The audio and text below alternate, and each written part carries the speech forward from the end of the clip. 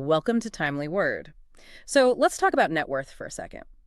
When you hear that phrase, what comes to mind? Is it your portfolio, your bank account? Right. It's almost always about assets, the stuff you own. Exactly. We're all conditioned to think that assets equal security.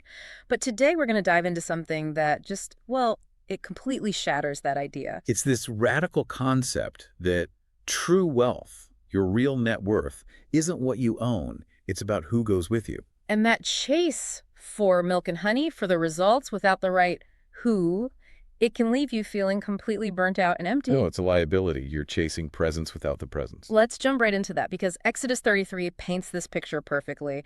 God makes Moses this incredible offer. On paper, it's the deal of a lifetime. It's everything. Go to the promised land. I'll drive out your enemies. Here's the wealth, the security.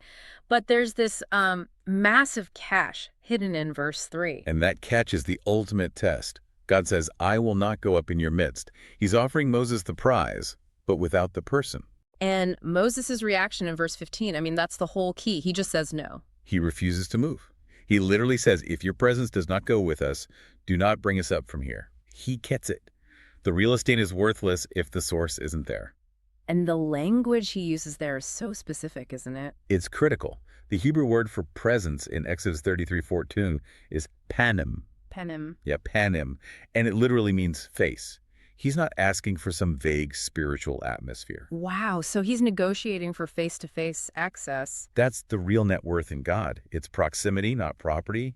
He even pitches the tent a meeting outside the camp to get that direct line away from all the noise. Okay, so proximity is the asset, but that feels like a problem for us today. Moses had a special tent. He was a prophet.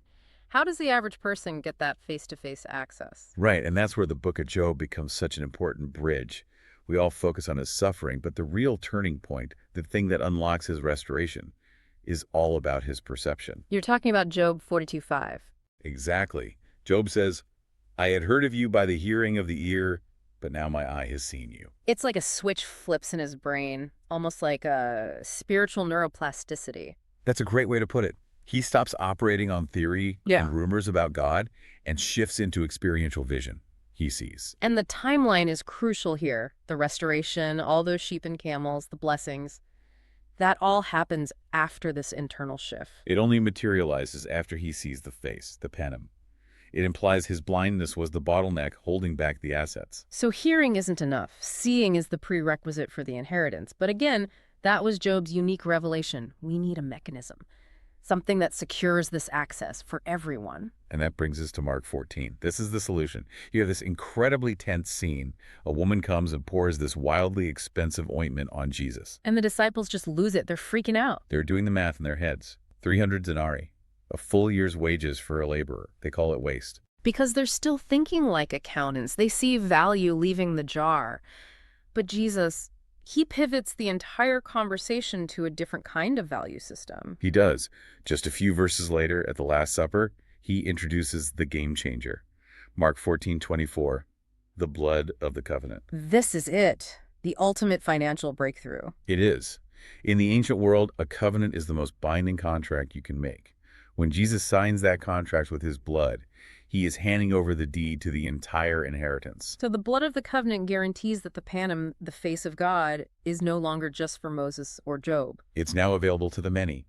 The disciples thought the ointment was wasted, but the real waste is anything not invested in securing the covenant. So when we partake in communion, we're not just observing a ritual. Not at all. We are internalizing that wealth. We're securing the face that Moses fought for and Job finally saw.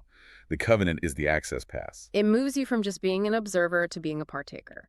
Your net worth is defined by your covenant connection, not your cash flow. If you have the face, you have the inheritance. It's that simple. Yeah, that is just a massive shift in perspective. So the application is to stop counting the cost of the ointment, your time, your devotion. And start leveraging the blood of the covenant. That's where the real value is locked up. So here's a final thought to leave you with. If Job's restoration couldn't even start until he moved from hearing to seeing, what asset are you waiting for right now that's actually being blocked by your own blindness?